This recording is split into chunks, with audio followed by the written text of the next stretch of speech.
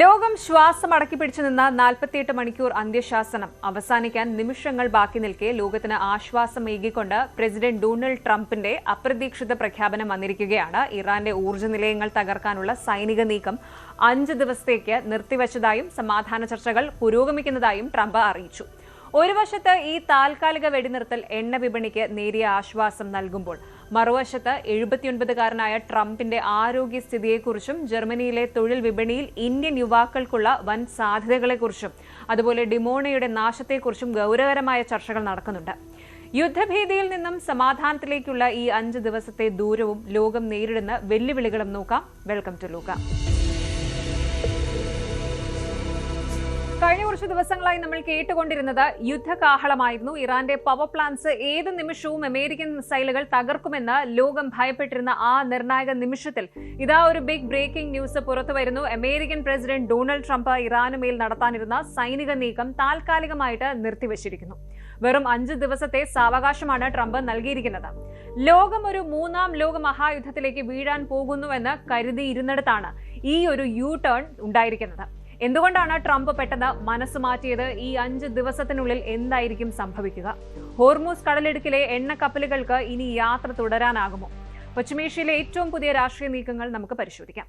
ആദ്യം തന്നെ നമുക്ക് ഈ ഒരു തീരുമാനത്തിന്റെ വിശദാംശങ്ങളിലേക്ക് വരാം. ട്രംപ് നൽകിയ 48 മണിക്കൂർ ഡെഡ് ലൈൻ ഇന്ന് അവസാനിക്കാനിരിക്കുകയായിരുന്നു. ഇറാന്റെ പവർ ഗ്രിഡുകളും എണ്ണക്കപ്പലുകളെ തടയുന്ന സൈനിക കേന്ദ്രങ്ങളും ആക്രമിക്കാൻ US എയർഫോഴ്സ് സജ്ജമായിരുന്നു. എന്നാൽ അവസാന നിമിഷം ട്രംപ് ഈ സ്ട്രൈക്സ് 5 ദിവസത്തേക്ക് നീട്ടിവെച്ചു എന്നാണ് പറയുന്നത്. വൈറ്റ് ഹൌസ് വൃത്തങ്ങൾ നൽകുന്ന സൂചന പ്രകാരം ഖത്തറിന്റെയും ഒമാന്റെയും മധ്യസ്ഥതയിൽ ഇറാനുമായി ഒരു രഹസ്യമായ സമാധാന ചർച്ച പീസ് ടോക്ക് നടക്കുന്നുണ്ട്. ഹോർമൂസ് കടലിടുക്കിൽ ഇറാൻ ഏർപ്പെടുത്തിയ തടസ്സങ്ങൾ നീക്കാൻ തയ്യാറാണെങ്കിൽ ആക്രമണത്തിൽ നിന്ന് പൂർണ്ണമായും പിന്മാറാമെന്നാണ് അമേരിക്കയുടെ നിലപാട്.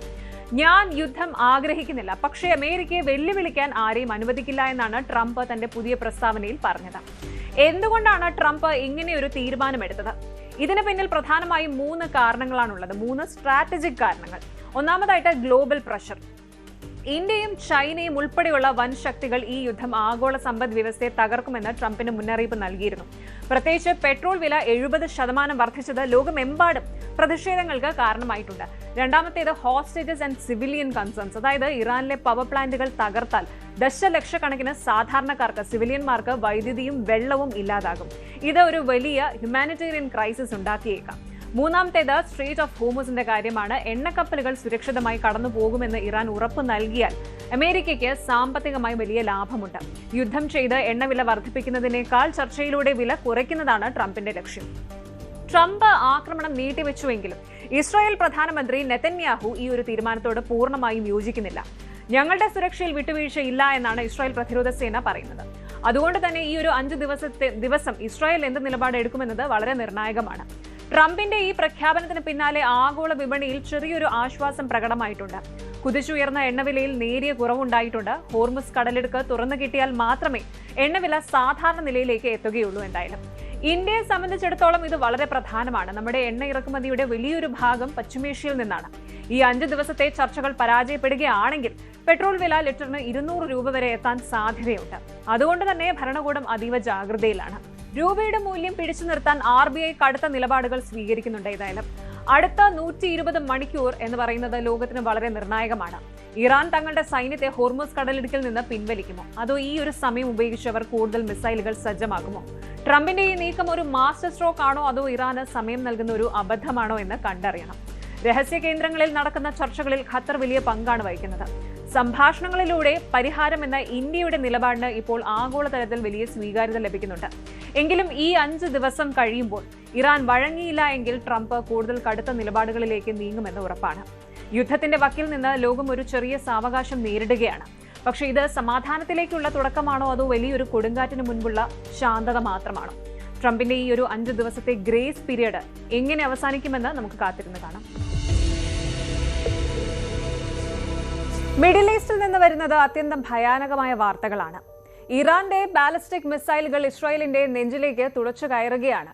ഇതിൽ ഏറ്റവും ഞെട്ടിക്കുന്ന കാര്യം എന്താണെന്ന് വെച്ചാൽ ഇസ്രായേലിന്റെ അതിശക്തമായ അയൺ ഡോം ഡിഫൻസ് ഫെസിലിറ്റി ഇതുപോലും തകർത്ത് ഇറാന്റെ ബാലിസ്റ്റിക് മിസൈലുകൾ ജനവാസ മേഖലയിൽ പതിച്ചിരിക്കുന്നു എന്നതാണ്. പക്ഷേ ഈ ഒരു വാർത്ത നമ്മൾ ഇന്ത്യക്കാരെ സംബന്ധിച്ച് കേവലം ഒരു വിദേശ യുദ്ധ വാർത്തയല്ല. കാരണം ഇറാന്റെ മിസൈലുകൾ ചെന്നത് ഇസ്രയേലിലെ ലിറ്റിൽ ഇന്ത്യ എന്നറിയപ്പെടുന്ന ഡിമോണ നഗരത്തിലാണ്. അവിടെ നമ്മുടെ മഹാരാഷ്ട്രയിൽ നിന്നും കേരളത്തിൽ നിന്നുമുള്ള 100 കണക്കിന് കുടുംബങ്ങൾ താമസിക്കുന്നുണ്ട്. ഇസ്രയേലിന്റെ അതീവ രഹസ്യമായ ന്യൂക്ലിയർ റിയാക്ടർ തൊട്ടടുത്താണ് ഈ ഒരു ആക്രമണം നടന്നത് എന്നത് ലോകത്തെ ഒരു 3ാം ലോക മഹായുദ്ധത്തിന്റെ വക്കിലെത്തിച്ചിരിക്കുകയാണ്. എന്താണ് ഡിമോണയിൽ ഇപ്പോൾ സംഭവിക്കുന്നത്? എന്തുകൊണ്ടാണ് ഈ നഗരത്തെ ഇസ്രയേലിലെ മഹാരാഷ്ട്ര എന്ന് വിളിക്കുന്നത്? എന്തുകൊണ്ടാണ് ഇറാൻ ഈ ഇന്ത്യൻ നഗരത്തെ ലക്ഷ്യം വെച്ചത്? ഡൊണാൾഡ് ട്രംപിന്റെ പുതിയ മൂവ്മെന്റ് എന്താണ്? നമുക്ക് വിശദമായിട്ട് പരിശോധിക്കാം. ആദ്യം തന്നെ ഡിമോണയിലെ ലേറ്റസ്റ്റ് സിറ്റുവേഷൻ ഒന്ന് നോക്കാം. കഴിഞ്ഞ ശനിയാഴ്ച രാത്രിയിലാണ് ഇറാന്റെ ക്രൂരമായ ആ മിസൈൽ ആക്രമണം ഡിമോണയിലും പരിസര പ്രദേശമായ റാദലും ഉണ്ടായത്. ഇസ്രയേലിന്റെ ന്യൂക്ലിയർ റിസർച്ച് സെന്റർ സ്ഥിതി ചെയ്യുന്ന അതീവ സുരക്ഷാ മേഖലയാണിത്. ഇറാൻ ലക്ഷ്യം വെച്ചത് ഈ ആണവ നിലയമായിരുന്നുവെങ്കിലും മിസൈലുകൾ വന്ന് വീണത് സാധാരണക്കാർ താമസിക്കുന്ന വീടുകളിലാണ്. ഏറ്റവും പുതിയ കണക്കുകൾ പ്രകാരം 100-ലധികം പേർക്ക് പരിക്കേറ്റിട്ടുണ്ട്. ഇതിൽ 47 പേരുടെ നില അതീവ ഗുരുതരമാണ്. ഇസ്രായേൽ ഡിഫൻസ് ഫോഴ്സ് നൽകുന്ന വിവരമനുസരിച്ച് ഇറാൻ വിക്ഷേപിച്ച 100 കണക്കിന് ഡ്രോണുകളിലും മിസൈലുകളിലും ഒന്നാണ് ഡിമോണയിലെ ജനവാസ മേഖലയിൽ പതിച്ചത്. ഈ നഗരം ഇസ്രായേലിനെ സംബന്ധിച്ച് ടോപ്പ് സീക്രട്ട് ആണ്. കാരണം ഇസ്രായേലിന്റെ നെഗവ് ന്യൂക്ലിയർ റിസർച്ച് സെന്റർ അത് ഇവിടെയാണ് സ്ഥിതി ചെയ്യുന്നത്. ഇസ്രായേലിന്റെ പക്കൽ അണ്വായുധമുണ്ടോ എന്ന ലോകത്തിന്റെ ചോദ്യത്തിന് ഉത്തരമായിരുന്ന നിൽക്കുന്ന ഒരു ആണവ നിലയത്തെ തകർക്കാനായിരുന്നു ഇറാന്റെ പ്ലാൻ. എന്നാൽ ലക്ഷ്യം തെറ്റിയ മിസൈലുകൾ സാധാരണക്കാരുടെ വീടുകളിലും തെരുവുകളിലും പതിക്കുകയായിരുന്നു. ഈ സംഭവം ഇസ്രായേലിനെ പ്രകോപിപ്പിച്ചു കഴിഞ്ഞു. ഇതൊരു യുദ്ധപ്രഖ്യാപനമാണ് എന്നും നമ്മുടെ ഭാവി സംരക്ഷിക്കാനുള്ള ഈ പോരാട്ടത്തിലെ ഏറ്റവും കഠിനമായ വൈകുന്നേരമാണ് എന്നുമാണ് ഇസ്രായേൽ പ്രധാനമന്ത്രി ബെന്യാമിൻ നെതന്യാഹു ഈ ആക്രമണത്തെക്കുറിച്ച് വിശേഷിപ്പിച്ചത്. ഇനി എന്തുകൊണ്ടാണ് ഡിമോണയെ നമ്മൾ ഇത്രയധികം ശ്രദ്ധിക്കുന്നത്? എന്താണ് ഈ ഒരു നഗരത്തിന്റെ ഇന്ത്യൻ കണക്ഷൻ? ഡിമോണയെ വിളിക്കുന്നത് തന്നെ ലിറ്റിൽ ഇന്ത്യ ഇൻ ഇസ്രയേൽ എന്നാണ്. ഈ നഗരത്തിലെ ജനസംഖ്യയുടെ 30% വരുന്നത് ഇന്ത്യൻ വംശജരായ ജൂതന്മാരാണ്. അതിൽ ഭൂരിഭാഗവും നമ്മുടെ മഹാരാഷ്ട്രയിൽ നിന്ന് 1950കളിലും 60കളിലും കുടിയേറിയവരാണ്. മഹാരാഷ്ട്രയിൽ നിന്ന് കുടിയേറിയ ബെനെ ഇസ്രായേൽ സമൂഹമാണ് ഈ ഒരു നഗരത്തെ കെട്ടിപ്പടുത്തത് എന്ന് പറയാം. മുംബൈയിൽ നിന്നും കൊങ്കൺ മേഖലയിൽ നിന്നും പോയി ഏകദേശം 30,000-ഓളം ജൂതന്മാർ ഇന്ന് അവിടെ താമസിക്കുന്നുണ്ട്. നിങ്ങൾ ഡിമോണയിലെ തെരുവുകളിലൂടെ ഒന്ന് നടന്നു നോക്കിയാൽ ശരിക്കും അത്ഭുതപ്പെട്ടു പോകും. അവിടെ മറാഠി ഭാഷ സംസാരിക്കുന്നവരെ കാണാം. തെരുവുകളിൽ ഭേൽപൂരിയും ഗുലാബ് ജാമുനും പാനിപൂരിയും ഒക്കെ വിൽക്കുന്ന കടകൾ കാണാം. അവർ അവിടെ ഗണേശ ചതുർത്ഥി ആഘോഷിക്കാറുണ്ട്, ക്രിക്കറ്റ് കളിക്കുന്നു. ഇന്ത്യയിലെ ഏതെങ്കിലും ഒരു കൊച്ചു ഗ്രാമത്തിൽ അല്ലെങ്കിൽ ഒരു നഗരത്തിലെത്തിയ ഫീൽ തന്നെയാണ് ഈ ഡിമോണയിൽ നിൽക്കുമ്പോൾ കിട്ടുന്നത്. ഈ മിനി മഹാരാഷ്ട്രയിലേക്കാണ് ഇറാന്റെ മിസൈലുകൾ വന്ന് വീണത് എന്നത് ഓരോ ഇന്ത്യക്കാരെയും ആശങ്കപ്പെടുത്തുന്ന ഒരു കാര്യമാണ്. നിലവിൽ അവിടെയുള്ള ഇന്ത്യൻ കമ്മ്യൂണിറ്റി വലിയ പേടിയിലുമാണ്. പലരും ബങ്കറുകളിലാണ് അഭയം തേടിയിരിക്കുന്നത്. സാഹചര്യം ശരിക്കും പേടിപ്പെടുത്തുന്നതാണ്. എങ്കിലും ഞങ്ങൾ പിടിച്ചു നിൽക്കുകയാണ് എന്നാണ് ഡിമോണയിലെ ഒരു ഇന്ത്യൻ വംശജൻ മാധ്യമങ്ങളോട് പ്രതികരിച്ചത്. യുദ്ധം വെറും മിസൈലുകളിൽ മാത്രം ഒതുങ്ങുന്നില്ല. ഇതിനിടയിലാണ് അമേരിക്കൻ പ്രസിഡന്റ് ഡൊണാൾഡ് ട്രംപ് രംഗത്തെത്തിയിരിക്കുന്നത്. ഇറാൻ നൽകിയ പ്രഹരത്തിന് പകരമായിട്ട് ഇറാനിലെ പവർ പ്ലാന്റുകളും എനർജി സെന്ററുകളും തകർക്കുമെന്ന് ട്രംപ് മുന്നറിയിപ്പ് നൽകി കഴിഞ്ഞു. ട്രംപിന്റെ വാചകങ്ങൾ ഇങ്ങനെയായിരുന്നു: 48 മണിക്കൂറിനുള്ളിൽ ഹോർമുസ് കടലിടുക്ക് തുറന്നില്ല എങ്കിൽ ഇറാന്റെ പവർ പ്ലാന്റുകൾ ചാരമാക്കും. ലോകത്തിലെ ഏറ്റവും പ്രധാനപ്പെട്ട ഓയിൽ ട്രേഡ് റൂട്ടാണ് സ്ട്രേറ്റ് ഓഫ് ഹോർമുസ് എന്ന് പറയുന്നത്. ഇത് ഇറാൻ ബ്ലോക്ക് ചെയ്തിരിക്കുകയാണ്. ഇതിന്റെ ഫലമായിട്ട് ആഗോള വിപണിയിൽ എണ്ണവില കുതിച്ചുയരുകയാണ്. ഇന്ന് പുറത്തുവരുന്ന വാർത്തകൾ പ്രകാരം ക്രൂഡ് ഓയിൽ വില ബാരലിന് $113 കടന്നിരിക്കുന്നു. ഇത് ഇന്ത്യയെ പോലെയുള്ള രാജ്യങ്ങളിൽ പെട്രോൾ, ഡീസൽ വില വർദ്ധിക്കാൻ കാരണമാകുമെന്നതിൽ സംശയമില്ല. ഇന്ത്യൻ രൂപയുടെ മൂല്യം റെക്കോർഡ് തകർച്ചയിലാണ്. ഏകദേശം 93.94 രൂപയിലാണ് ഡോളറിനെതിരെ രൂപയുടെ ഇപ്പോഴത്തെ ഒരു നില എന്ന് പറയുന്നത്. നമുക്കിനി ചില പ്രധാന കാര്യങ്ങളൊന്ന് പരിശോധിക്കാം. ഒന്നാമതായിട്ട്, എന്തുകൊണ്ട് ഇസ്രായേലിന്റെ ഡിഫൻസ് ഫെയിലായി എന്നുള്ളത്. ഇത് വളരെ പ്രധാനപ്പെട്ട ഒരു ചോദ്യമാണ്. കാര്യം ലോകത്തിലെ ഏറ്റവും മികച്ച എയർ ഡിഫൻസ് സിസ്റ്റം എന്ന് കരുതുന്ന അല്ലെങ്കിൽ വിശ്വസിച്ചിരുന്ന ഇസ്രായേലിന് എങ്ങനെ ഡിമോണയിൽ പിഴച്ചു എന്നുള്ള ഒരു സംശയം. IDF തന്നെ സമ്മതിക്കുന്നത് ഇറാന്റെ ബാലിസ്റ്റിക് മിസൈലുകളെ ഇന്റർസെപ്റ്റ് ചെയ്യുന്നതിൽ സാങ്കേതികമായ ചില പിഴവുകൾ പറ്റിയെന്നാണ്. ഇത് യുദ്ധത്തിന്റെ ഗതി മാറ്റാൻ സാധ്യതയുണ്ട്. ഇറാന്റെ പുതിയ സൈബർ അറ്റാക്ക് ആണോ ഇസ്രായേലിന്റെ റഡാറുകളെ ഇരുട്ടിലാക്കിയത് എന്ന സംശയമുണ്ട്. ഇത് ഇസ്രായേലിന്റെ പ്രതിരോധ ചരിത്രത്തിലെ കറുത്ത പാടായിട്ട് മാറിയിരിക്കുകയാണ്. ഇനി രണ്ടാമത്തേത് ന്യൂക്ലിയർ റിസ്ക് ആണ്. അതായത് ഇസ്രായേലിന്റെ നെഗേവ് ന്യൂക്ലിയർ റിസർച്ച് സെന്ററിന് അരികിലായിട്ടാണ് ഈ ഒരു മിസൈൽ വീണത്. ആണവ നിലയത്തിന് നാശനഷ്ടങ്ങൾ സംഭവിച്ചിട്ടില്ല എന്ന് IAEA സ്ഥിരീകരിച്ചിട്ടുണ്ട് എങ്കിലും ഒരു ചെറിയ മാറ്റം മതി ലോകം കണ്ട ഏറ്റവും വലിയ ആണവ ദുരന്തമായി ഇത് മാറാൻ. ഇനി ഇറാൻ ലക്ഷ്യം വെച്ചത് ഡിമോണയിലെ റിയാക്ടർ തന്നെയായിരുന്നു. അത് ഹിറ്റ് ആയിരുന്നുവെങ്കിൽ ഒരു റേഡിയോളജിക്കൽ ഡിസാസ്റ്റർ തന്നെയായിരുന്നേനെ. അതിന്റെ പ്രത്യാഘാതം മിഡിൽ ഈസ്റ്റിൽ ഒതുങ്ങില്ലായിരുന്നു. മൂന്നാമതായിട്ട് ഇന്ത്യയുടെ നിലപാടാണ്. ഇറാൻ നേതൃത്വവും ഇന്ത്യൻ പ്രധാനമന്ത്രി നരേന്ദ്രമോദിയും തമ്മിൽ ചർച്ചകൾ നടക്കുന്നുണ്ട്. ബ്രിക്സ് കൂട്ടായ്മയുടെ അധ്യക്ഷൻ എന്ന നിലയിൽ ഇന്ത്യ ഈ വിഷയത്തിൽ ഇടപെടണമെന്നും സമാധാനം കൊണ്ടുവരണമെന്നും ഇറാൻ ആവശ്യപ്പെട്ടിട്ടുണ്ട്. എന്നാൽ ഇസ്രായേലിലെ ഇന്ത്യൻ വംശജരുടെ സുരക്ഷയാണ് ഇപ്പോൾ ഇന്ത്യയുടെ പ്രഥമ പരിഗണന എന്ന് പറയുന്നത്. ഏകദേശം 80,000 ഇന്ത്യൻ വംശജരായ ജൂതന്മാർ ഇസ്രായേലിലുണ്ട്. അതിൽ പകുതിയോളം ഡിമോണയുമായി ബന്ധപ്പെട്ടവരാണ്. ഇന്ത്യൻ വിദേശകാര്യ മന്ത്രാലയം നിരന്തരം ഇസ്രായേൽ സർക്കാരുമായി ബന്ധപ്പെടുന്നുണ്ട്. ഓപ്പറേഷൻ അജയ് പോലുള്ള ഒരു വലിയ രക്ഷാപ്രവർത്തനം ഇന്ത്യ പ്ലാൻ ചെയ്യുന്നുണ്ടോ എന്ന് കാത്തിരുന്ന് കാണണം. ഏതായാലും കാര്യങ്ങളൊക്കെ ഇപ്പോൾ ശരിക്കും കൈവിട്ടു പോകുന്ന ഒരു അവസ്ഥയിലാണുള്ളത്. ഏറ്റവും പുതിയ റിപ്പോർട്ടുകൾ പ്രകാരം ഏത് നിമിഷവും ഒരു വലിയ തിരിച്ചടി അമേരിക്കയുടെയും ഇസ്രായേലിന്റെയും ഭാഗത്തു നിന്ന് ഉണ്ടായേക്കാം. ഡിമോണയിലെ നമ്മുടെ സഹോദരങ്ങൾ സുരക്ഷിതരായിരിക്കട്ടെ എന്ന് നമുക്ക് പ്രാർത്ഥിക്കാം. ഇസ്രായേലിൽ താമസിക്കുന്ന മലയാളികൾ ഉൾപ്പെടെയുള്ള എല്ലാ ഇന്ത്യക്കാരും എംബസിയുടെ നിർദ്ദേശങ്ങൾ കൃത്യമായി പാലിക്കുക. യുദ്ധം ആർക്കും ഒന്നിനും ഗുണകരവുമല്ല, ഒന്നിനും പരിഹാരവുമല്ല. അത് നാശവും ദാരിദ്ര്യവും മാത്രമേ നൽകൂ. ട്രംപിന്റെ ആ ഒരു 48 മണിക്കൂർ ഡെഡ് ലൈൻ അവസാനിക്കാൻ ഇനി കുറഞ്ഞ സമയം മാത്രമേ ഉള്ളൂ. അതിനുള്ളിൽ ഇറാൻ പിന്മാറുമോ അതോ ലോകം ഒരു മഹായുദ്ധത്തിലേക്ക് പോകുമോ? കണ്ടു തന്നെ അറിയണം. ആഗോള രാഷ്ട്രീയ ഭൂപടത്തിൽ ഇന്ന് ഏറ്റവും കൂടുതൽ ചർച്ച ചെയ്യപ്പെടുന്ന ഒരു വിഷയമാണ് പശ്ചിമേഷ്യയിലെ യുദ്ധസമാനമായ സാഹചര്യങ്ങൾ. മിസൈലുകൾ ആകാശത്ത് തീപ്പൊരി ചിതറിക്കുന്നു, എണ്ണക്കപ്പലുകളുടെ വഴിത്താരകൾ അടയുന്നു. പക്ഷേ ഈ യുദ്ധപ്പുകയ്ക്കിടയിൽ ലോകത്തെ ഏറ്റവും കൂടുതൽ ഞെട്ടിക്കുന്നത് മറ്റൊരു കാര്യമാണ്: ചൈനയുടെ മൗനം. തങ്ങളുടെ തന്ത്രപരമായ പങ്കാളി എന്ന് ചൈന വിശേഷിപ്പിക്കുന്ന ഇറാൻ അമേരിക്കയുടെയും ഇസ്രായേലിന്റെയും ആക്രമണത്തിൽ തകരാൻ പോകുമ്പോഴും ബെയ്ജിംഗ് എന്തുകൊണ്ട് കൈയും കെട്ടി നോക്കി നിൽക്കുന്നു?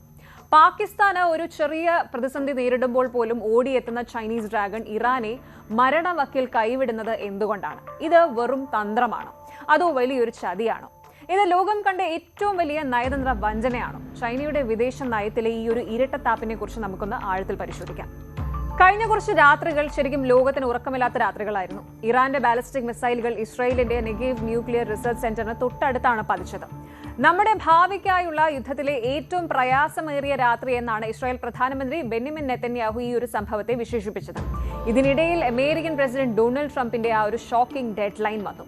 48 മണിക്കൂറിനുള്ളിൽ ഹോർമുസ് കടലിടുക്ക് തുറന്നില്ല എങ്കിൽ ഇറാന്റെ ഊർജ്ജ നിലയങ്ങൾ തകർക്കും എന്നായിരുന്നു ട്രംപിന്റെ അന്ത്യശാസനം. ആ സമയം ഇന്ന് അവസാനിക്കുകയാണ്. ലോക വിപണിയിൽ എണ്ണവില 70% വർദ്ധിച്ചു കഴിഞ്ഞു. ഇന്ത്യ ഉൾപ്പെടെയുള്ള രാജ്യങ്ങളിൽ പെട്രോൾ വില ആകാശത്തോളമാണ്. ഈ നിർണായക ഘട്ടത്തിലാണ് ഇറാൻ തങ്ങളുടെ സുഹൃത്തായ ചൈനയുടെ സഹായം തേടിയത്. പക്ഷേ ബെയ്ജിംഗിൽ നിന്ന് ലഭിച്ച മറുപടി ഇറാനെ ശരിക്കും ഞെട്ടിച്ചു കളഞ്ഞു. എന്തുകൊണ്ടാണ് ചൈന ഇറാനെ സഹായിക്കാത്തത്? ഇതിനെക്കുറിച്ച് UK ചൈന ട്രാൻസ്പെറൻസിയിലെ ഹോവാർഡ് ഷാങ് ഒരു രസകരമായ വിശകലനം നടത്തിയിട്ടുണ്ട്. നമ്മൾ വിചാരിക്കുന്നത് പോലെ ചൈനയ്ക്ക് എല്ലാവരും ഒരുപോലെ അല്ല. ചൈനീസ് നിഘണ്ടുവിൽ സഖ്യം എന്ന വാക്കിനേക്കാൾ പങ്കാളിത്തം, പാർട്ട്ണർഷിപ്പ് എന്ന വാക്കിനാണ് മുൻഗണന. ഈ പങ്കാളിത്തങ്ങൾ തന്നെ ഒരേ നിലവാരത്തിലുള്ളവയല്ല. ചൈനീസ് വിദേശ ബന്ധങ്ങളെ ഒരു ഹൈറാർക്കിയായിട്ട്, ഒരു ശ്രേണിയായി കാണുന്നതാണ് ഉചിതം. ഈ പറഞ്ഞ ഹൈറാർക്കിയിൽ അല്ലെങ്കിൽ ഈ ഒരു ശ്രേണിയുടെ മുകളിൽ റഷ്യ നിൽക്കുമ്പോൾ തൊട്ട് താഴെയുള്ള സുരക്ഷാ തട്ടിലാണ് പാകിസ്ഥാന്റെ സ്ഥാനം എന്ന് പറയുന്നത്. എന്നാൽ ഇറാൻ ആകട്ടെ ചൈനയ്ക്ക് തന്ത്രപരമായി പ്രധാനപ്പെട്ടതാണെങ്കിലും ഈ മുൻഗണനാ പട്ടികയിൽ ഏറെ താഴെയാണ്. അതായത് പാകിസ്ഥാനെ സംരക്ഷിക്കാൻ ചൈന റിസ്ക് എടുക്കും, പക്ഷേ ഇറാനെ സംരക്ഷിക്കാൻ ചൈന തയ്യാറല്ല. ഇത് ശരിക്കും ശുദ്ധമായൊരു ബിസിനസ് കാൽക്കുലേഷൻ ആണ്. ചൈനയുടെ കണ്ണിൽ ഇറാൻ ഒരു ഉപയോഗപ്രദമായ പങ്കാളി മാത്രമാണ്, അല്ലാതെ ഒരു ലയബിലിറ്റി, ഒരു ബാധ്യതയല്ല. ഇവിടെയാണ് നമ്മൾ ചൈനയുടെ ചാണക്യതന്ത്രം മനസ്സിലാക്കേണ്ടത്. എന്തുകൊണ്ടാണ് ചൈന പാകിസ്ഥാനെ ഇത്രയധികം ചേർത്ത് പിടിക്കുന്നത്? ചൈനയെ സംബന്ധിച്ചിടത്തോളം പാകിസ്ഥാൻ വെറും ഒരു അയൽരാജ്യമല്ല, മറിച്ച് തങ്ങളുടെ തന്ത്രപരമായ താല്പര്യങ്ങളുടെ നട്ടെല്ലാണ്. ദക്ഷിണേഷ്യയിൽ ഇന്ത്യയെ പ്രതിരോധിക്കാനും അമേരിക്കൻ സ്വാധീനം കുറയ്ക്കാനും പാകിസ്ഥാനെ പോലൊരു പങ്കാളി ചൈനയ്ക്ക് വളരെ വളരെ വളരെ അത്യാവശ്യമാണ്. അതുപോലെ തന്നെയാണ് ദശലക്ഷക്കണക്കിന് ഡോളർ മുടക്കി ചൈന പാകിസ്ഥാൻ സാമ്പത്തിക ഇടനാഴി CPEC, അതുപോലെ ഗ്വാദർ തുറമുഖം, ഇതൊക്കെ ചൈനയുടെ ജീവനാഡിയാണ്. പാകിസ്ഥാൻ തകർന്നാൽ ചൈനയുടെ പടിഞ്ഞാറൻ അതിർത്തികൾ സുരക്ഷിതമല്ലാതെയാകും. അതുകൊണ്ട് പാകിസ്ഥാൻ ഒരു വെല്ലുവിളി നേരിടുമ്പോൾ അത് ചൈനയുടെ തന്നെ വെല്ലുവിളിയാണ്. അങ്ങനെ ആയിട്ടാണ് ബെയ്ജിംഗ് കണക്കാക്കുന്നത്. ഇതാണ് ഇറാന് ലഭിക്കാത്ത ആ ഒരു സ്പെഷ്യൽ സ്റ്റാറ്റസ് എന്ന് പറയുന്നത്. ഇനി ഇറാനിലേക്ക് വരുമ്പോൾ കഥ മാറുകയാണ്. ചൈനയ്ക്ക് ഇറാൻ ഒരു പ്രധാന എണ്ണ വിതരണക്കാരനാണ്. കൂടാതെ അമേരിക്കയുടെ പശ്ചിമേഷ്യൻ അധിനിവേശത്തെ തടയാൻ ശേഷിയുള്ള ഒരു പ്രാദേശിക ശക്തിയുമാണ്. എന്നാൽ ഇറാന് വേണ്ടി ഒരു യുദ്ധത്തിന് ഇറങ്ങാനോ തങ്ങളുടെ സൈനിക ശേഷി അവിടെ വിന്യസിക്കാനോ ചൈന തയ്യാറല്ല. ഇറാനെ ചൈന കാണുന്നത് ഒരു സ്പോയിലർ ആയിട്ടാണ്. അതായത് അമേരിക്കയുടെ പദ്ധതികൾ തകർക്കാൻ സഹായിക്കുന്ന ഒരാൾ, അത്രയേ ഉള്ളൂ. എന്നാൽ ഹോർമുസ് കടലിടുക്ക് അടയ്ക്കുമെന്ന ഇറാന്റെ ഭീഷണി ചൈനയെ ശരിക്കും വെട്ടിലാക്കിയിരിക്കുകയാണ്. കാരണം ചൈനയുടെ ഊർജ്ജ ഇറക്കുമതിയുടെ മെജോറിറ്റിയും ഈ ഒരു വഴിയിലൂടെയാണ് വരുന്നത്. ഇറാൻ യുദ്ധത്തിൽ ഏർപ്പെടുന്നത് ചൈനയുടെ സമ്പദ് വ്യവസ്ഥയെ തകർക്കും. അതുകൊണ്ട് ഇറാനെ സഹായിക്കുന്നതിന് പകരം സമാധാനത്തെക്കുറിച്ച് വെറുതെ പ്രസംഗിച്ച് കൈ കഴുകാനാണ് ചൈന ശ്രമിക്കുന്നത്. ഇറാന്റെ പക്കൽ ചൈനീസ് നിർമ്മിത മിസൈലുകളും ആയുധങ്ങളും ഉണ്ടായേക്കാം. പക്ഷേ യുദ്ധമുണ്ടായാൽ സൈനികമായിട്ട് കൂടെ നിൽക്കില്ല എന്ന് ചൈന പരോക്ഷമായി പറഞ്ഞു കഴിഞ്ഞു. പശ്ചിമേഷ്യയിലെ ഈ പ്രതിസന്ധി ലോകത്തിന് നൽകുന്ന പാഠം വളരെ വലുതാണ്. വൻ ശക്തികളുടെ സൗഹൃദങ്ങൾ എന്നും ഉപാധികൾക്ക് വിധേയമാണ്. ചൈനീസ് ഡ്രാഗൺ സമാധാനത്തെക്കുറിച്ച് സംസാരിക്കുമ്പോൾ തന്നെ തങ്ങളുടെ ലാഭം എവിടെയാണ് എന്ന് നോക്കുന്നുണ്ട്. ഇറാൻ ഇന്ന് നേരിടുന്ന ഒറ്റപ്പെടൽ ചൈനീസ് സൗഹൃദ വലയത്തിലുള്ള മറ്റ് രാജ്യങ്ങൾക്കും ഒരു മുന്നറിയിപ്പാണ്. തന്ത്രപരമായ പങ്കാളിത്തങ്ങൾ വെറും കടലാസ് കരാറുകളല്ല എന്നും അത് പ്രയോഗത്തിൽ വരുമ്പോൾ മാത്രമാണ് അതിന്റെ മൂല്യം തിരിച്ചറിയുക എന്നും ഇറാൻ ഇപ്പോൾ പഠിച്ചുകൊണ്ടിരിക്കുകയാണ്. അമേരിക്കയും ഇസ്രായേലും നടത്തുന്ന ഈ കടന്നാക്രമണങ്ങൾക്കിടയിൽ ഇറാൻ തനിയെ പോരാടേണ്ടി വരുമോ, അതോ അവസാന നിമിഷം ചൈന ഇടപെടുമോ? ഇതുവരെ പുറത്തുവന്ന റിപ്പോർട്ടുകൾ പ്രകാരം ചൈന സ്ട്രാറ്റജിക് ഡിസ്റ്റൻസ് പാലിക്കാൻ തന്നെയാണ് തീരുമാനിച്ചിരിക്കുന്നത്. കാര്യങ്ങൾ ശരിക്കും കൈവിട്ടു പോകുന്ന അവസ്ഥയിലാണ്. 2026 മാർച്ച് 23 കണക്കുകൾ പ്രകാരം ലോകം ഒരു വൻ സാമ്പത്തിക തകർച്ചയിലേക്കും യുദ്ധത്തിലേക്കും നീങ്ങുകയാണ്. വരും ദിവസങ്ങളിൽ യുദ്ധം മുറുകുമ്പോൾ ചൈനയുടെ ഈ മൗനവും ദൂരവും പശ്ചിമേഷ്യയുടെ ഭൂപടം എങ്ങനെ മാറ്റിവരയ്ക്കുമെന്ന് കണ്ടറിയണം. അമേരിക്കൻ പ്രസിഡന്റ് ഡൊണാൾഡ് ട്രംപിന്റെ ആരോഗ്യത്തെക്കുറിച്ചുള്ള ചർച്ചകൾക്ക് വീണ്ടും ചൂടുപിടിച്ചിരിക്കുകയാണ്. രാഷ്ട്രീയ എതിരാളികളെ കടന്നാക്രമിക്കുന്ന വളരെ ശക്തനായ ഒരു ട്രംപിനെയാണ് നമ്മൾ കണ്ടിട്ടുള്ളത്. പക്ഷേ കഴിഞ്ഞ കുറച്ച് ദിവസങ്ങളായിട്ട് പുറത്തുവരുന്ന വീഡിയോസ്, ദൃശ്യങ്ങൾ മറ്റൊരു കഥയാണ് നമ്മളോട് പറയുന്നത്. കഴിഞ്ഞ ശനിയാഴ്ച ഫ്ലോറിഡയിൽ എയർഫോഴ്സ് 1-ൽ നിന്ന് ഇറങ്ങുമ്പോൾ പ്രസിഡന്റ് അതീവ ജാഗ്രതയോടെയാണ് ഈ പടവുകൾ ഇറങ്ങുന്നത്. എന്നിട്ട് ഇടയ്ക്ക് ബാലൻസ് ചെയ്യാൻ അല്ലെങ്കിൽ ബാലൻസ് നിലനിർത്താൻ പ്രയാസപ്പെടുന്നതുമായ ദൃശ്യങ്ങളൊക്കെ ഇപ്പോൾ പുതിയ വിവാദങ്ങൾക്ക് വഴിവെച്ചിരിക്കുകയാണ്. 79 വയസ്സിലെത്തിയ ട്രംപിന്റെ ശാരീരിക ക്ഷമതയെക്കുറിച്ച് വലിയൊരു ചോദ്യചിഹ്നമാണ് ഇതോടെ ഉയർന്നിരിക്കുന്നത്. ഇത് വെറും ഒരു അശ്രദ്ധയാണോ അതോ വാർദ്ധക്യ സജ്ജമായ ഒരു വലിയ ആരോഗ്യ വെല്ലുവിളിയുടെ സൂചനയാണോ എന്നുള്ളതാണ് ചോദ്യം. വൈറ്റ് ഹൗസ് ഇതിനെക്കുറിച്ച് എന്താണ് പറയുന്നത് നമുക്ക് പരിശോധിക്കാം. എയർഫോഴ്സ് 1-ലെ ആ ഒരു പതർച്ച മാത്രമല്ല ഇപ്പോൾ ചർച്ചയാകുന്നത്. കഴിഞ്ഞ ദിവസം നടന്ന ഒരു ഒഫീഷ്യൽ മീറ്റിംഗിനിടെ കസേരയിൽ ഇരിക്കാൻ അദ്ദേഹം വല്ലാതെ കഷ്ടപ്പെടുന്നതും മേശയിൽ ഇരു കൈകളും അമർത്തിപ്പിടിച്ച് ബാലൻസ് ചെയ്യാൻ ശ്രമിക്കുന്നതും ക്യാമറകൾ പകർത്തിയിരുന്നു. ഇതിന് പിന്നാലെയാണ് വിമാനത്തിന്റെ പടവുകളിലെ ആ ഒരു വിറയൽ വരുന്നത്. പലപ്പോഴും നടത്തത്തിൽ ബാലൻസ് ലഭിക്കാതെ ട്രംപ് പതറുന്നത് നമ്മൾ കാണുന്നുണ്ട്. താൻ ഒരു അതിബുദ്ധിമാനായ പ്രതിഭയാണെന്ന് സ്വയം വിശേഷിപ്പിക്കുന്ന ട്രംപിന് ശാരീരികമായി പഴയ ആ ഒരു കരുത്തില്ല എന്ന ദൃശ്യങ്ങൾ വ്യക്തമാക്കുന്നുണ്ട്. വൈറ്റ് ഹൗസ് ഡോക്ടർമാർ അദ്ദേഹം പൂർണ്ണ ആരോഗ്യവാനാണ് എന്ന് ആവർത്തിക്കുമ്പോഴും പുറത്തു വരുന്ന വിഷ്വൽസ് വോട്ടർമാർക്കിടയിൽ വലിയ ആശങ്കയുണ്ടാക്കുന്നുണ്ട്. ഇനി നമുക്ക് ഇതിന്റെ ഒരു മെഡിക്കൽ വശം പരിശോധിക്കാം. പ്രായമായവരിൽ ബാലൻസ് നഷ്ടപ്പെടുന്നതിന് പല കാരണങ്ങളാണുള്ളത്. ആരോഗ്യ വിദഗ്ധർ ചൂണ്ടിക്കാട്ടുന്ന ചില കാരണങ്ങൾ ഇനി പറയുന്നവയാണ്. ഒന്ന്, ഇന്നർ ഇയറിന്റെ ഇഷ്യൂസ് ആണ്. അതായത് ശരീരത്തിന്റെ ബാലൻസ്, സന്തുലിതാവസ്ഥ നിയന്ത്രിക്കുന്ന ആന്തരിക കർണത്തിലെ പ്രശ്നങ്ങൾ തലകറക്കത്തിനും അതുപോലെ തളർച്ചയ്ക്കും ബാലൻസ് പോകുന്നതിനും കാരണമാകാം. ഇനി രണ്ടാമത്തേത് കാർഡിയോവാസ്കുലർ സൈൻസ് ആണ്. അതായത് ട്രംപിന്റെ കാലിലെ നീരും കൈകളിലെ നീലിച്ച പാടുകളും നമ്മൾ കണ്ടിട്ടുണ്ടായിരുന്നു. അതൊരു ചർച്ചയുമായിരുന്നു. അപ്പോൾ ഇത് ഹൃദയ സംബന്ധമായ അസുഖങ്ങളുടെയോ രക്തചംക്രമണ പ്രശ്നങ്ങളുടെ, അതായത് ബ്ലഡ് സർക്കുലേഷൻ ഇഷ്യൂസിന്റെയോ ലക്ഷണമാകാൻ സാധ്യതയുണ്ട് എന്ന് ചില വിദഗ്ധർ മുന്നറിയിപ്പ് നൽകുന്നുണ്ട്. മൂന്നാമത്തേത് ഫെറ്റീഗ് ആൻഡ് ഡീഹൈഡ്രേഷൻ. അതായത് 79 വയസ്സിൽ അമേരിക്കയെ പോലൊരു വൻ ശക്തിയെ നയിക്കുന്നതിന്റെ സമ്മർദ്ദം, പ്രഷറും ക്ഷീണവും ശാരീരിക തളർച്ചയുണ്ടാക്കാം. ഇനി ഇതൊന്നും കൂടാതെ അദ്ദേഹം സ്ഥിരമായി 325 മില്ലിഗ്രാം ആസ്പിരിൻ കഴിക്കുന്നുണ്ട് എന്ന റിപ്പോർട്ടുകൾ അദ്ദേഹത്തിന്റെ ഹൃദയാരോഗ്യത്തെക്കുറിച്ചുള്ള സംശയങ്ങൾ ബലപ്പെടുത്തിയിട്ടുണ്ട്. ശാരീരിക ക്ഷമത പോലെ തന്നെ ഗൗരവകരമാണ് അദ്ദേഹത്തിന്റെ മാനസികാരോഗ്യത്തെക്കുറിച്ചുള്ള ചർച്ചകളും. ഔദ്യോഗിക യോഗങ്ങൾക്കിടയിൽ അദ്ദേഹം അറിയാതെ ഉറങ്ങിപ്പോകുന്നുവെന്നും ആളുകളുടെ പേര് മാറി വിളിക്കുന്നു എന്നുമുള്ള വാർത്തകൾ BBC-യും ടൈംസ് ഓഫ് ഇന്ത്യയും ഒക്കെ റിപ്പോർട്ട് ചെയ്തിട്ടുണ്ട്. ഡെമെൻഷ്യ, അതായത് മറവി രോഗത്തിന്റെ പശ്ചാത്തലം അദ്ദേഹത്തിന്റെ കുടുംബ ചരിത്രത്തിലുണ്ട് എന്ന ആക്ഷേപങ്ങൾ എതിരാളികൾ ശക്തമായി ഉന്നയിക്കുന്നുണ്ട്. ഇനി ഈ ഒരു സാഹചര്യത്തിലാണ് വൈസ് പ്രസിഡന്റ് JD വാൻസിന്റെ റോളിനെ കുറിച്ച് ചർച്ചകൾ സജീവമാകുന്നത്. ട്രംപിന് എന്തെങ്കിലും സംഭവിച്ചാൽ അധികാരം ആര് ഏറ്റെടുക്കും? വാൻസ് ഇതിനായി തയ്യാറാണോ? അമേരിക്കൻ വോട്ടർമാർക്കിടയിൽ ഈ ഒരു ചോദ്യം ഇപ്പോൾ വളരെ പ്രധാനമാണ്. ശരിക്കും ഒരു രാജ്യത്തിന്റെ ഭരണാധികാരിയുടെ ആരോഗ്യം എന്നത് കേവലം ഒരു വ്യക്തിപരമായ പേഴ്സണൽ ആയിട്ടുള്ള കാര്യമല്ല. അത് രാജ്യത്തിന്റെ സെക്യൂരിറ്റി, സുരക്ഷയുമായി ബന്ധപ്പെട്ടിരിക്കുന്ന ഒന്നാണ്. പ്രത്യേകിച്ച് ഇറാനുമായുള്ള യുദ്ധ സാഹചര്യങ്ങൾ നിലനിൽക്കുന്ന 2026 പ്രസിഡന്റിന്റെ തീരുമാനങ്ങൾ ലോകത്തിന്റെ ഭാവിയെ തന്നെ ബാധിക്കും. ഭരണാധികാരികളുടെ മെഡിക്കൽ ട്രാൻസ്പെറൻസി, അതായത് ആരോഗ്യ സുതാര്യത ജനങ്ങളുടെ അവകാശമാണ്. ട്രംപിന്റെ ആരോഗ്യനിലയെക്കുറിച്ചുള്ള സത്യങ്ങൾ വൈറ്റ് ഹൗസ് മറച്ചുവെക്കാൻ ശ്രമിച്ചാൽ അത് വലിയ അഭ്യൂഹങ്ങൾക്കും അതുപോലെ പരിഭ്രാന്തിക്കും മാത്രമേ വഴിതെളിക്കൂ. ആധുനിക വൈദ്യശാസ്ത്രത്തിന് വാർദ്ധക്യത്തിന്റെ പരിമിതികളെ മാറ്റാൻ കഴിയില്ല എന്ന സത്യം വൈറ്റ് ഹൗസും ട്രംപ് അനുകൂലികളും എന്നാണോ തിരിച്ചറിയുക? ഏതായാലും എയർഫോഴ്സ് 1-ന്റെ പടവുകളിൽ ട്രംപിന് സംഭവിച്ച ആ ഒരു പതർച്ച വെറും ഒരു നിമിഷത്തെ അശ്രദ്ധയല്ല എന്നുറപ്പാണ്. അത് പ്രായമാകുന്ന ഒരു ശരീരത്തിന്റെ സ്വാഭാവികമായ വെളിപ്പാടുകളാണ്. വരാനിരിക്കുന്ന മാസങ്ങളിൽ ട്രംപിന്റെ ശാരീരിക ക്ഷമത എങ്ങനെയായിരിക്കുമെന്നത് അമേരിക്കൻ രാഷ്ട്രീയത്തിന്റെ മാത്രമല്ല ലോകത്തിന്റെ തന്നെ ഗതിയെ മാറ്റിയേക്കാം. ലോകം മുഴുവൻ സാമ്പത്തിക മാന്ദ്യത്തെക്കുറിച്ച് സംസാരിക്കുമ്പോൾ യൂറോപ്പിന്റെ സാമ്പത്തിക ശക്തിയായ ജർമ്മനിയിൽ നിന്ന് വരുന്നത് അതിശയിപ്പിക്കുന്ന ഒരു വാർത്തയാണ്. ജർമ്മനി ഇന്ന് നേരിടുന്ന ഏറ്റവും വലിയ പ്രതിസന്ധി എന്ന് പറയുന്നത് പണമില്ലാത്തതല്ല, മറിച്ച് മനുഷ്യർ ഇല്ലാത്തതാണ്. തങ്ങളുടെ ഫാക്ടറികളും ആശുപത്രികളും ബേക്കറികളും പ്രവർത്തിപ്പിക്കാൻ ആളില്ലാതെ ജർമ്മനി വീർപ്പുമുട്ടുകയാണ്. പക്ഷേ ഈ ഒരു വലിയ പ്രതിസന്ധിയിൽ ജർമ്മനിക്ക് രക്ഷകരായി അവതരിക്കുന്നത് മറ്റാരുമല്ല, നമ്മൾ ഇന്ത്യക്കാരാണ്. ഇന്ത്യയില്ല എങ്കിൽ എന്റെ ബിസിനസ് ഇന്ന് പൂട്ടിക്കിടന്നേനെ എന്നൊരു ജർമ്മൻ വ്യവസായി തുറന്നു പറയുമ്പോൾ അത് ഇന്ത്യയുടെ മാറുന്ന കരുത്തിന്റെ അടയാളം തന്നെയാണ്. ജർമ്മനിയിൽ നിന്നുള്ള ലേറ്റസ്റ്റ് റിപ്പോർട്ട്സ് പ്രകാരം അവിടുത്തെ തദ്ദേശീയരെക്കാൾ 29% കൂടുതൽ വരുമാനമാണ് ഇന്ന് ഇന്ത്യക്കാർ നേടുന്നത്. എങ്ങനെയാണ് നമ്മുടെ യുവാക്കൾ ജർമ്മനിയെ കീഴടക്കുന്നത്? എന്താണ് മാജിക് ബില്യൺ? ഈ ഒരു 90,000 വീസകളുടെ ഒരു പുതിയ കഥയുണ്ട്. അതെന്താണ്? നമുക്ക് വിശദമായിട്ട് പരിശോധിക്കാം. ജർമ്മനി നേരിടുന്നത് ഒരു ഡെമോഗ്രാഫിക് ക്രൈസിസ് ആണ്. ലളിതമായിട്ട് പറയുകയാണെങ്കിൽ അവിടുത്തെ പ്രായമായവർ വിരമിക്കുന്നു, പകരം വരാൻ പുതിയ തലമുറയില്ല. ബേബി ബൂമേഴ്സ് കൂട്ടത്തോടെ പണി നിർത്തുമ്പോൾ, അതായത് വിരമിക്കുമ്പോൾ ജർമ്മൻ സമ്പദ് വ്യവസ്ഥയുടെ എഞ്ചിൻ നിലയ്ക്കുകയാണ്. ഈ രണ്ടാം ലോക മഹായുദ്ധത്തിന് ശേഷം, അതായത് 1946-നും 1964-നും ഇടയിൽ ജനിച്ച ആളുകളെയാണ് ബേബി ബൂമേഴ്സ് എന്ന് വിളിക്കുന്നത്. ഇന്ന് ഇവർക്ക് ഏകദേശം 62 മുതൽ 80 വയസ്സ് വരെ പ്രായമുള്ളവരാണ്. രണ്ടാം ലോക മഹായുദ്ധം കഴിഞ്ഞിട്ട് പട്ടാളക്കാർ തിരിച്ചെത്തിയതോടെ ലോകമെമ്പാടും, പ്രത്യേകിച്ച് പാശ്ചാത്യ രാജ്യങ്ങളിൽ ജനന നിരക്കിൽ വലിയൊരു വർധനവുണ്ടായി. ഇതിനെ ബേബി ബൂം എന്ന് വിളിക്കുന്നു.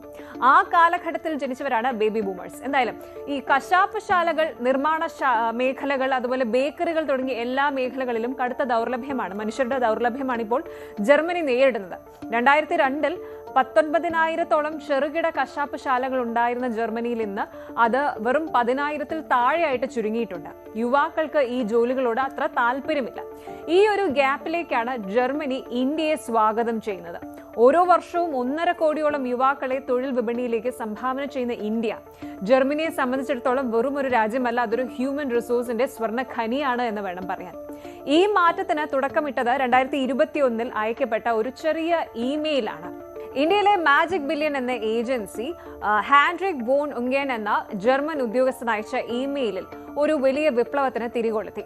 വെറും 13 ഇന്ത്യൻ യുവാക്കളുമായി 2022-ൽ തുടങ്ങിയ പൈലറ്റ് പ്രോജക്റ്റ് ഇന്ന് 100 കണക്കിന് ആളുകളിലേക്ക് വളർന്നു കഴിഞ്ഞു.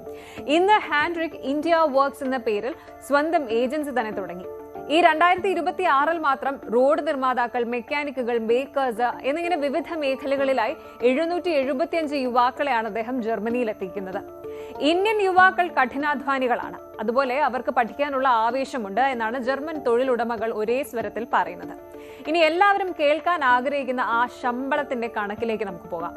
ജർമ്മനിയിലെ ഇൻസ്റ്റിറ്റ്യൂട്ട് ഓഫ് ജർമ്മൻ ഇക്കണോമി പുറത്തുവിട്ട 2026-ലെ റിപ്പോർട്ടുകൾ പ്രകാരം ഇസ്രായേൽ, അമേരിക്ക തുടങ്ങിയ രാജ്യങ്ങളിൽ നിന്നുള്ളവരെക്കാൾ കൂടുതൽ വരുമാനം നേടുന്നത് ഇന്ത്യക്കാരാണ്. ഇന്ത്യൻ തൊഴിലാളികളുടെ ശരാശരി മാസ വരുമാനം ഏകദേശം 5,393 യൂറോ ആണ്. അതായത് ഇന്ത്യൻ രൂപയിൽ ഏകദേശം 5.5 ലക്ഷം രൂപ വരും ഇത്. അതേസമയം ഒരു ശരാശരി ജർമ്മൻകാരന് ലഭിക്കുന്നത് 4,177 യൂറോ മാത്രമാണ്.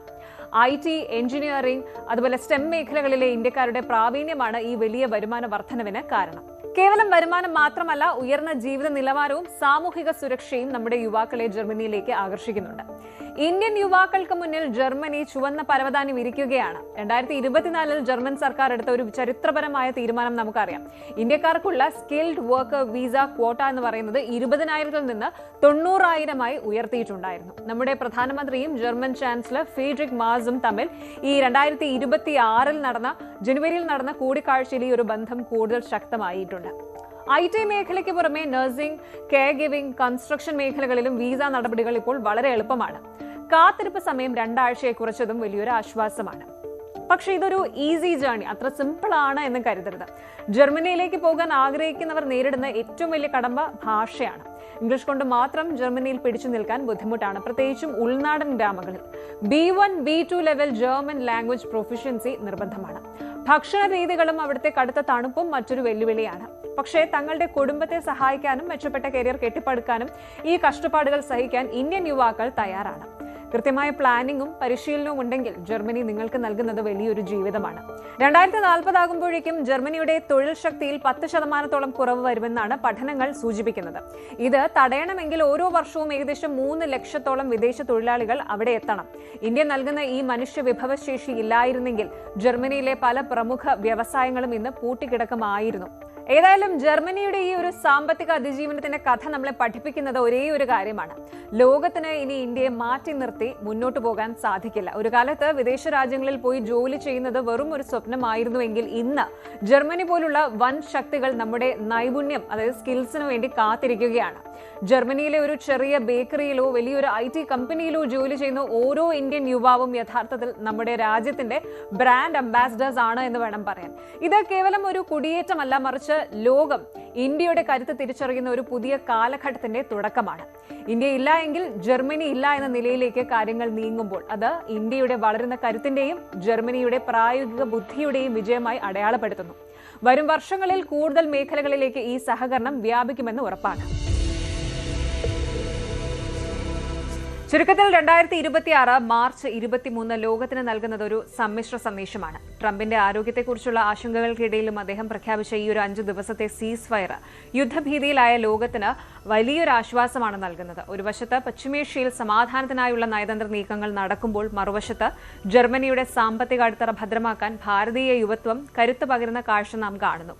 വെല്ലുവിളികൾ എന്ത് തന്നെയാണെങ്കിലും കൃത്യമായ പ്ലാനിങ്ങിലൂടെയും സഹകരണത്തിലൂടെയും വിവേകപൂർണമായ തീരുമാനങ്ങളിലൂടെയും മെച്ചപ്പെട്ടൊരു നാളെ പടുത്തുയർത്താൻ നമുക്ക് സാധിക്കുമെന്ന് ഉറപ്പാണ്. Good night.